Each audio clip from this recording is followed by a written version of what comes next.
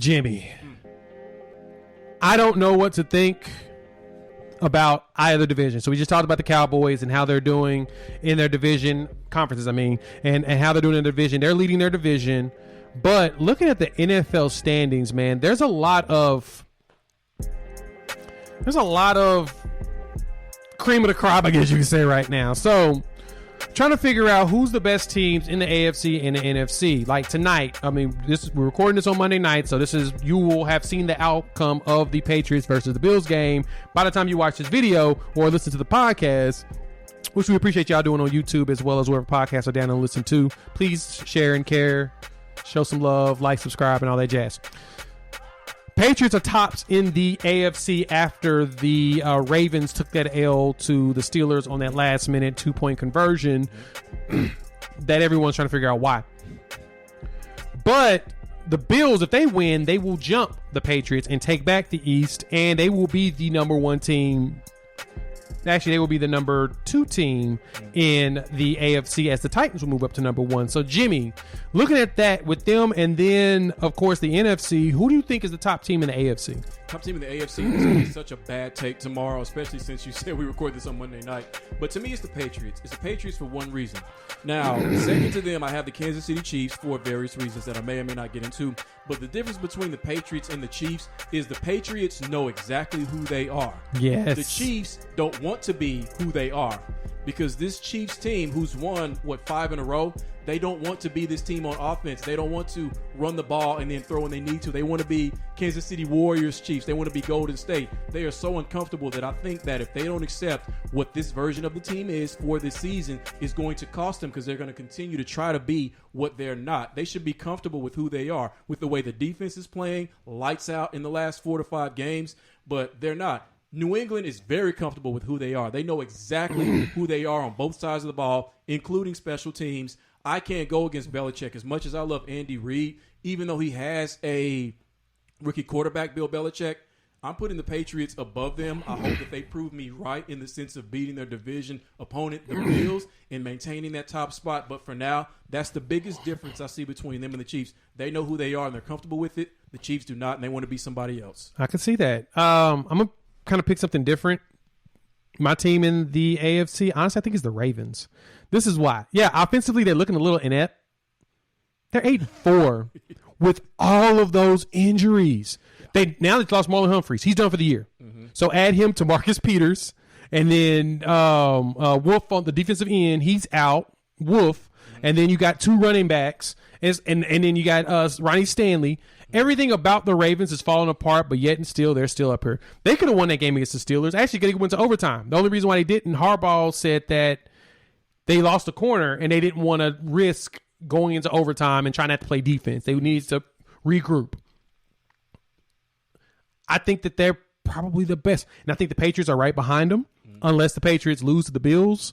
And at that point, I'll put the Bills back at number 1. But I don't think the Bills win this game. Kansas City, you're right. They don't know. They don't like who they are. This is not who they want to be. They've scored 20, 23, 41, and 22 were their 3 big games the last 5 in their wins. And then the other 2 were under 20 points. And that is not the Kansas City we know. Their defense is doing all the work.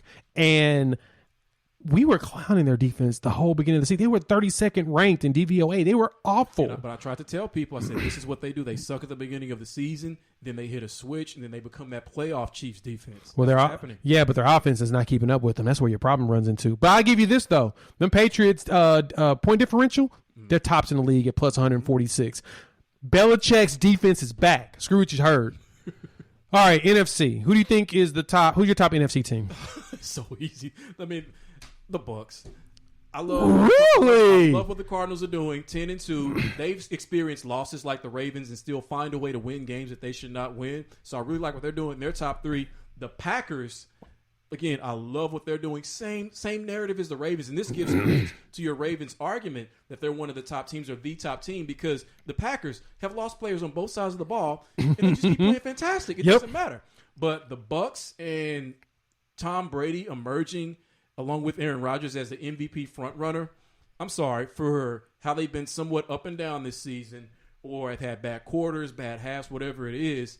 everybody knows that when this team gets ready to turn on that switch, they're going to do it. And everybody knows that Tom Brady still has it, that this offense, defense, bringing back all these starters that they still have, and that there is none of these teams in the playoffs that actually believe that they can beat this team. The Cardinals know that they can't beat the Bucs. Yeah. And the Packers know that they can't beat the Bucs either. Neither do the Rams. Even though the Rams beat them, I don't think the Rams can beat them anymore. I'm not gonna talk about them because I don't care that you beat up on Jacksonville. You're not in the top 3. I mean, same as Dallas. You've had a good season. You're going to have a good season, but you're not in this top 3. So, yeah, Bucs I'm with you. Clearly, you're still the class of the NFC. Okay, so with that, you're basically trying to say that you can expect Brady versus Belichick in the Super Bowl. I hope so. I hope that happens. I hope that happens. I do too. So, do you really think that that's a possibility? If I had to put my money on it right now, okay, if I had the opportunity to remove my Browns to the Super Bowl pick, yes, it's gone. Bucs Browns. If I remove that, honestly, I would go against what I just said and probably still put in the Chiefs. Really? You think the Chiefs are going to go back? I think that they would run it back with the Tampa Bay Buccaneers. Yeah. To be absolutely honest, the only two teams I think we can have, I see 2 combinations: Patriots and Bucks, or Cardinals, and we'll find out next week when they play the Bills. Because if the Bills play the Buccaneers next week, if the Bills beat the Buccaneers, I think that the Bills will have a chance of running through the rest of the conference. So you like the Cardinals ahead of the Packers? I do a lot. Even though the Packers beat them. The Packers should not have beat them. If A.J. Green didn't fall asleep at the wheel, that game was a dub. That's the only reason why. If he didn't do that, we're talking about the Cardinals being 11-1, and then they've been hurt with Kyler Murray missing 4 games basically. Andy Hop too. Yeah. Andy Hop, and they were able to do it with your boy Colt McCoy, who's like 45 years old. Swear to God, he's older than me now. He's about 37, but that's not the point. He's old, and it's just great to see that he is healthy enough to be able to do what he's doing on a team that. And like I said, they've had injuries. They're talented as hell. And James Conner has now reemerged as the running back he used to be at Pittsburgh when I used to draft him for my fantasy team. And he used to actually put up numbers. He's doing it again.